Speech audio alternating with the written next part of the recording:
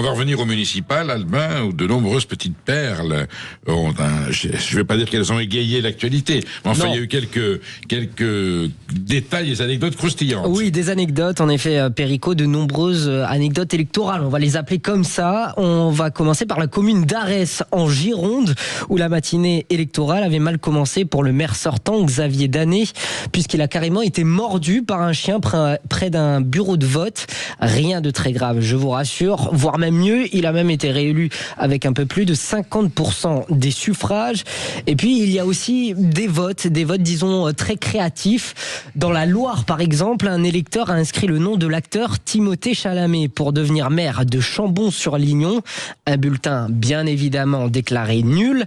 Même chose à Mandeure, en Franche-Comté, où un électeur a voté pour sa machine à laver. Étonnant, je pense qu'il a dû se dire que ça allait bien faire marrer les assesseurs.